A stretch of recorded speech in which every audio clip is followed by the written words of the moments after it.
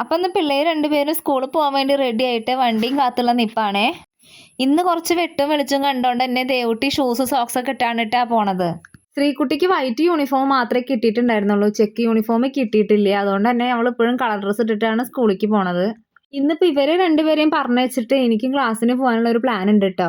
പിള്ളേർക്ക് സ്കൂൾ പൂട്ടിയപ്പോൾ തൊട്ടിട്ടേ എനിക്കും ക്ലാസ്സിന് പോകാൻ പറ്റാറുണ്ടായിരുന്നില്ല കേട്ടോ. ശരിക്കും പറഞ്ഞാൽ ക്ലാസ്സിനൊന്നും പോവാതെ അങ്ങനെ വീട്ടിലിരുന്നിട്ട് ആകെ മടി പിടിക്കലുറങ്ങിയിട്ടുണ്ടായിരുന്നു. ഇവർ രണ്ടുപേരും പോയതിന് ശേഷം ഞാൻ എൻ്റെ പണികളൊക്കെ വേഗം ചടപടേന്ന് ചെയ്ത് തീർക്കുന്നുണ്ട്. ക്ലാസ്സിന് പോണ ദിവസങ്ങളിൽ ഒരു 10 മണിയാകുമ്പോഴേക്കും തീരുന്ന പണികൾ വീട്ടിലിരിക്കുകയെന്നുണ്ടെങ്കിൽ ഉച്ചയായാലും തീരുമില്ല, ഭയങ്കര മടിയായിരിക്കും. ജൂൺ 2-ാം തീയതി മുതൽ പോകണമെന്ന് വിചാരിച്ചായിരുന്നു. പക്ഷെ ദേവൂട്ടന് 10-ാം തീയതി മുതൽ ക്ലാസ് തുടങ്ങണോണ്ടാണ് ഇത്രയും ദിവസം ലേറ്റ് ആയത്. ക്ലാസ് എന്ന് പറഞ്ഞാൽ വേറൊന്നും അല്ല കേട്ടോ, PSC കോച്ചിങ് ആണേ. നമ്മുടെ ക്ലാസ്സൊക്കെ തീർന്നിട്ട് നമ്മളിപ്പോൾ കമ്പൈൻ സ്റ്റഡിക്ക് ഇരിക്കുകയാണ്. ഇവിടെ വന്നിട്ട് വായിക്കണ ഉഷാറൊന്നും വീട്ടിലിരുന്നാൽ കിട്ടില്ല കേട്ടോ. 3:30 ആകുമ്പോൾ ഞാൻ ക്ലാസ്സിൽ നിന്ന് ഇറങ്ങും കേട്ടോ. 4:30-ക്ക് പിള്ളേർ വരും. എന്ത് സാധനം? ഫസ്റ്റേ ദേവുട്ടിയോട് ഞാൻ ഇന്ന് രാവിലെ ക്ലാസ്സിന് പോകുമ്പോൾ വരുമ്പോഴത്തേക്കും പാസ്ത ഉണ്ടാക്കി വെക്കാമെന്ന് പറഞ്ഞിട്ടുണ്ടായിരുന്നു കേട്ടോ. അപ്പോൾ അവൾ വന്ന വഴിക്ക് എന്നോട് അത് ചോദിക്കുകയും ചെയ്തു.